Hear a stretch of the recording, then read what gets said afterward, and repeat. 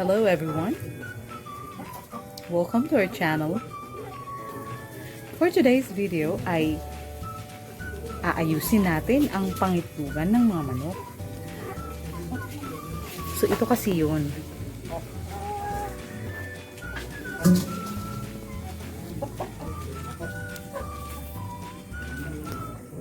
Kung mapapansin nyo, meron ditong isang itlog. Actually, hindi lang yan ngayon nangyari yan. Noong nakaraang araw ay 3 itlog na ang naipon ko mula rito. Napakalat-kalat. Dito, may nakita ko dyan. At dito sa may, dito sa lupa. So, since malapit nang matapos ang panahon ng tag-ulan at mag-uumpisa na ang panahon ng amihan, no? Malapit na yon. So, I think pwede na siguro tayo magpalimlim ng mga itlog uli. Kasi noong panahon talaga ng tag-ulan, kasagsagan ng panahon ng tag-ulan, hindi muna ako nagpalimlim ng mga itlog dahil napansin ko, maputik kasi nga dito sa paligid, napakataas ng risk ng chance na mabugok lang mga itlog. So yung ginawa namin, kinain lang namin yun. Kaya ngayon ay gagawa tayo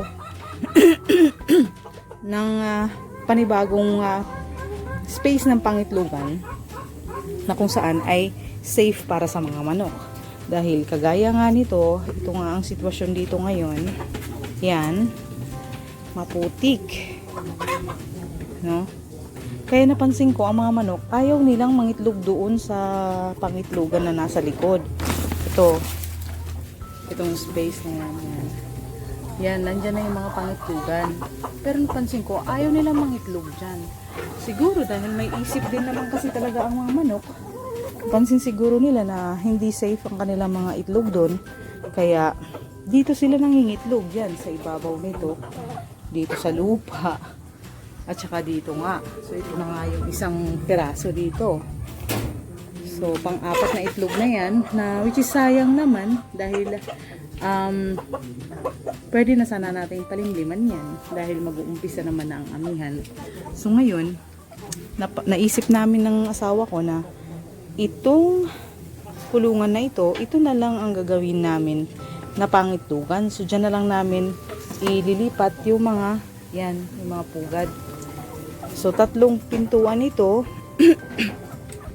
So lalagyan natin yan ng nest nila.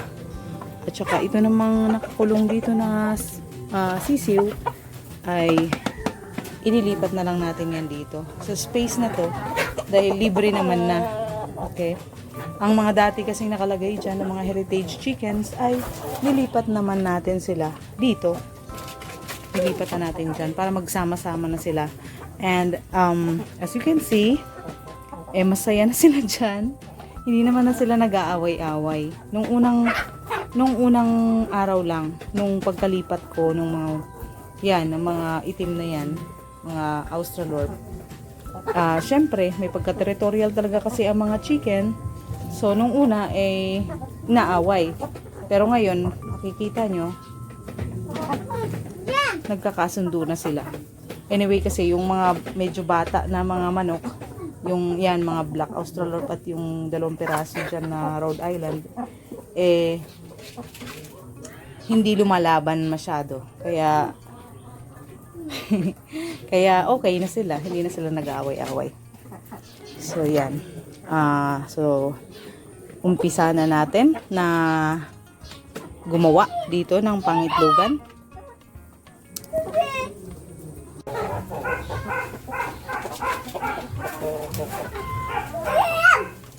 So ito yung may extra kaming nest ng mga manok. Ito yung ikakabit natin dito sa isang pintuan na ito. What's wrong, darling? Hindi, sige. Huwag ka lalapit sa kanila kasi kakainin nila yung pagkain mo. Ay! Salbay talaga to. Doon ka. Iataas mo yung pagkain mo, anak. Itaas mo, ganyan. Kasi kakainin mo yan. Gagawin niya. Ayan na, huwag ka na mag-ulit. Dahil si mama ay sigising lang ako.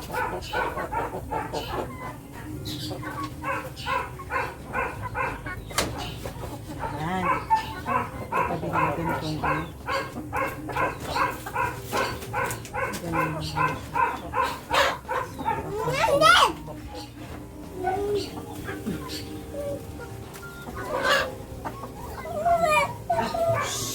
Manok. Ang kulit na manok na ito.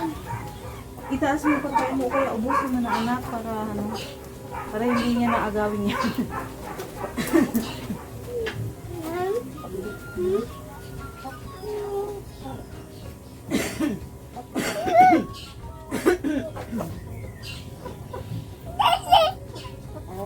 Ubusin mo na yan anak para hindi ka naguluhin. Kasi nakikita nila may pagkain ka, kaya ganyan. Okay, ubusin mo na. Bilisan mo.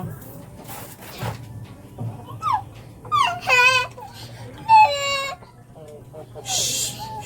Don't cry. Sige na, dito na si mama, okay? Sige.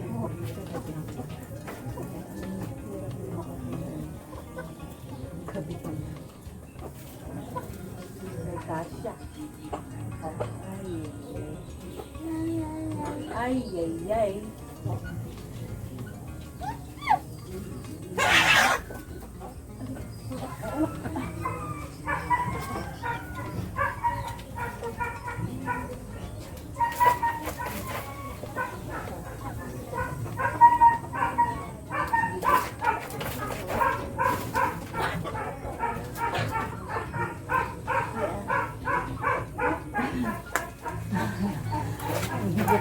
Kasi yung sarili ko dun sa pintuan.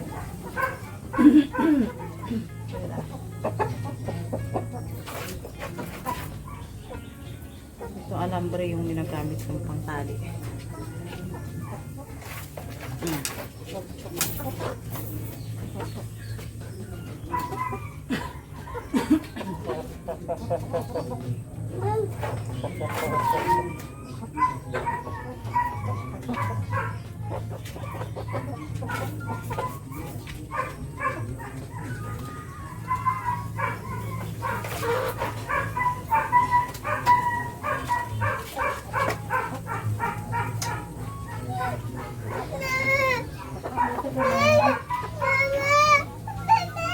Bakit ginagawa ka naman? Bakit?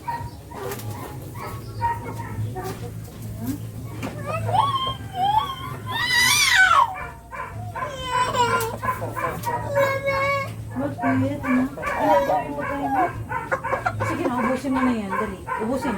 Hindi, ubusin mo na yan para hindi ka na aagawan. Sige. Ubusin mo na. Ang hirap na may maliit talaga eh. Makulit!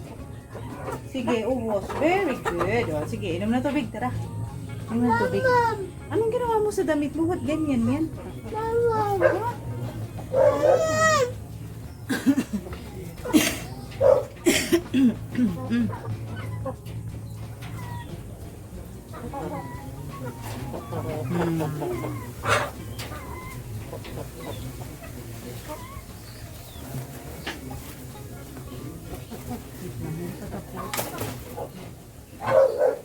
Talagyan pa natin yan sa ilalim dahil gagalaw ang ating ugat pagkain.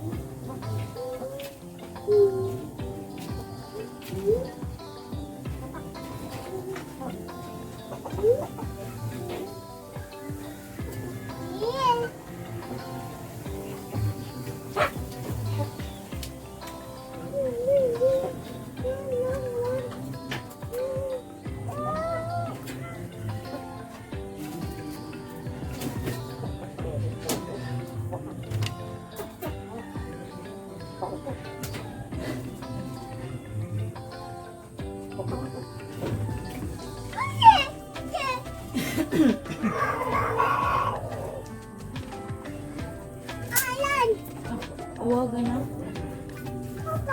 Hmm? Oo, sige. Ano na ginawa mo sa damit mo? Ba't ganyan? Ayusin mo, ayusin mo. Kaya na. Ayusin mo damit. Ayan. Lagyan natin ng sako. Para caution siya. Yung mga itlog.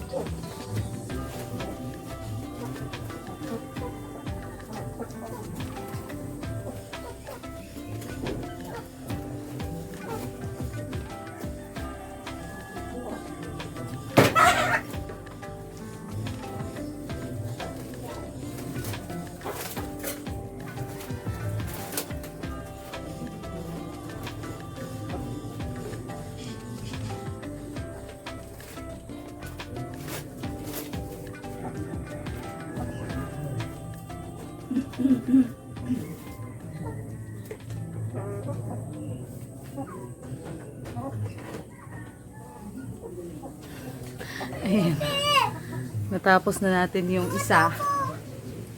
So, ayan na siya. Hopefully ay dito na siya mangitlog yung kung sino man yung mangitlog dito. Ayan. Kung alin manok yung nangitlog dito, sana ay dyan na siya. Kapag nakita niya itong pangitlogan. No? Safe na yan dahil hindi naman dyan na uulanan. Tsaka yung lupa dito sa looban ng aming chicken coop ay hindi basta-bastang nababasa or nagpuputik. Unlike doon sa kabila na talagang maputik at although hindi pa rin nga siguro maiwasan yan dahil ang mga manok normal na sa kanila yun na naglalakad-lakad sa mga putik. Ganyan. Puro sila na. Tatapos na rin naman yung tag-ulan. So, yeah, that's the egg. That's for you.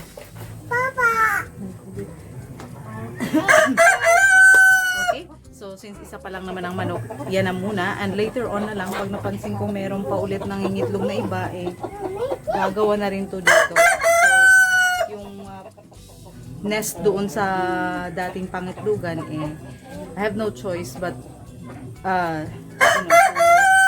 to move it here. Ililipat dito para dito na lang mangitlog yung mga manok. Sana naman ay makapamisa sila. So,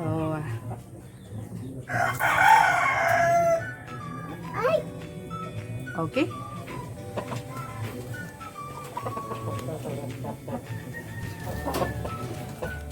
Okay, so that's it for now. Maraming salamat sa walang sawa niyong pagsubaybay sa aming maliit na channel. Maraming salamat sa panonood. At sana ay nagustuhan niyo ang video namin sa araw na ito. Don't forget to like and share this video. And please, don't forget to subscribe. At kung gusto nyo, please purchase membership sa aming channel. Malaking tulong yon para sa amin, para kahit paano ay kumita naman kami dito sa aming maliit na channel. So, that's it for now. Maraming salamat. Let's roll!